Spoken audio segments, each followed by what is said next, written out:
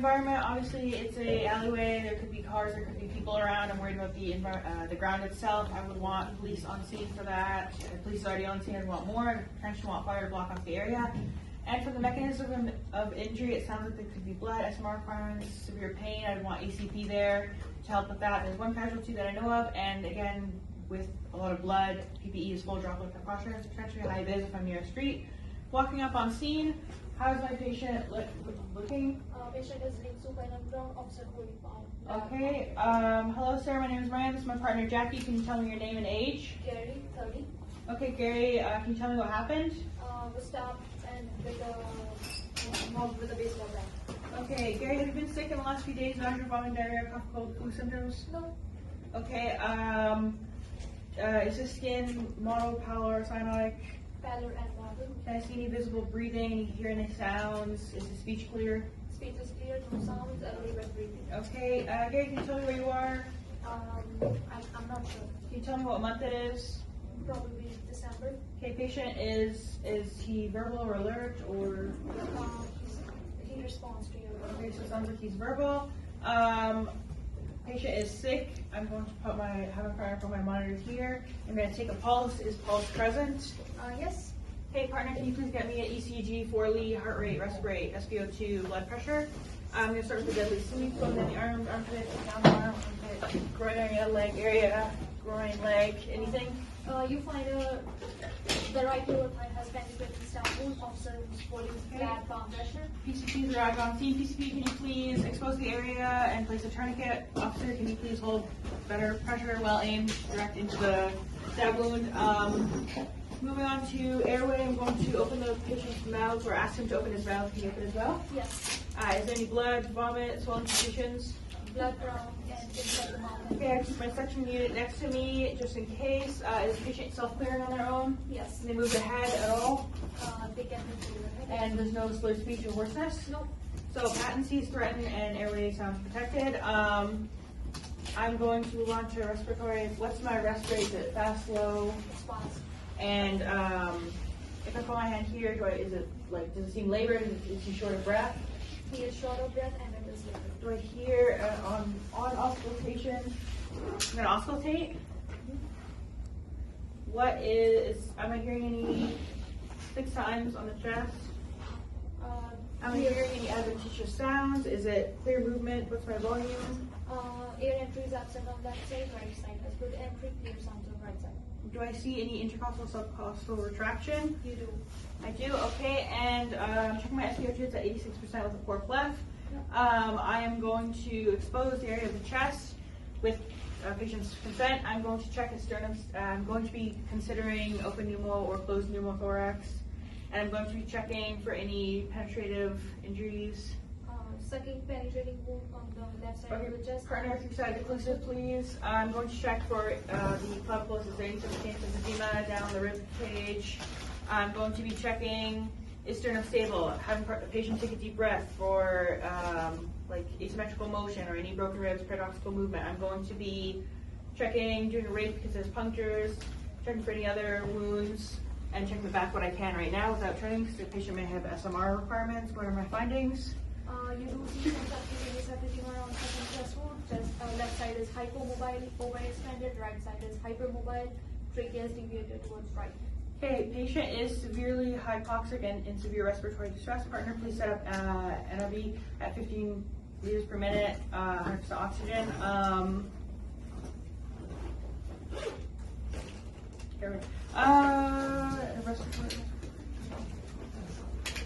Okay, and then I'm done checking all the bones and everything on my chest. Moving on to circulation, checking the pulse again. Does it match my ECG and it's at 140? Yes. Okay, what's my skin temperature condition like? It's cool that way. And my cap refill is over 2 seconds? Yeah. Okay. Yep. My blood pressure is at 85/30, which is hypotensive. Yep. Okay, so right now I can see that there's poor peripheral perfusion. My GCS of my patient is eyes 3 because they require verbal prompting, verbal 4 because he is confused, and then motor 6 because he can easily hand me or his hand or follow commands, so GCS 13. And then because GCS is 13, there's 4 central perfusion. And then I'm going to check the long bones for any fractures. And then I'm going to assess the pelvis for stability. Pelvis is Unstable, okay. PCP and partner, can you please put a T-pod pelvis stabilizer for the patient? And then pelvis.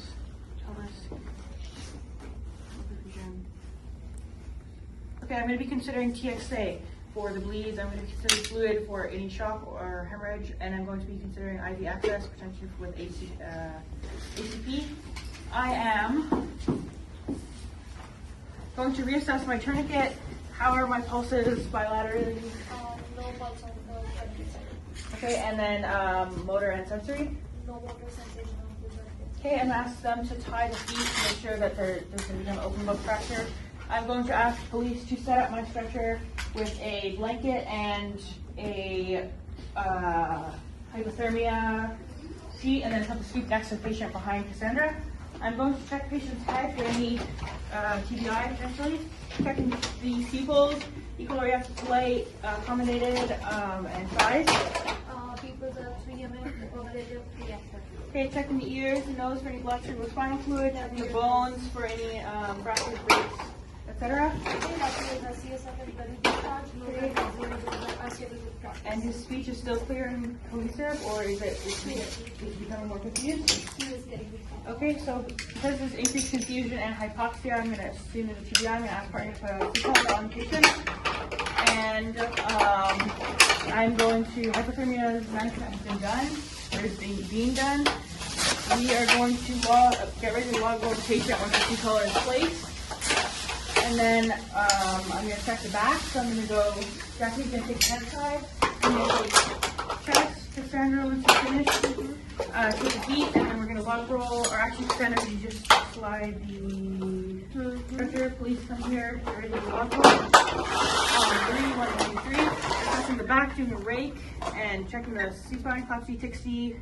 Then putting it on 3, or putting it down, start there to count. Yep, 1, 2, 3. Okay, let's bring up the patient. You're gonna put him on the stretcher. Or let's once we strap them in. I'm going to hold this while I delegate my partner to address all other wounds. We're gonna begin extrication. And then Cassandra, PCP, and the police officer are gonna load onto the ambulance.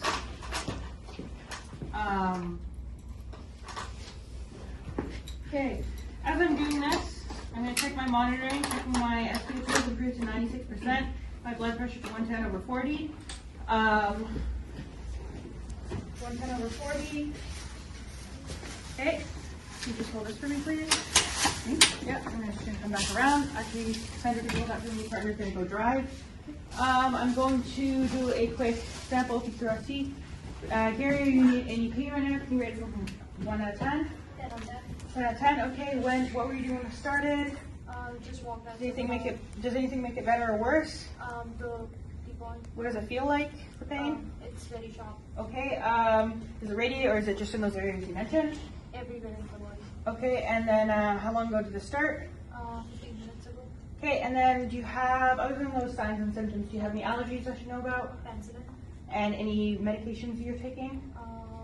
Venlafaxine. Okay, what's your past medical history? Depression and substance abuse. Okay, what's your last oral intake? Burger and albergo. Can you tell me the events leading up to this? I just walked outside the bar and someone stabbed me. Okay. So after my partner has taken care of all other wounds, I'm going to, and I've completed my sample, I have completed my secondary, I'm going to start with my secondary trauma, doing a class B 60 at the head. Are there any changes? Nope. Taking out the C-collar to assess the back of the spine, replacing it back on.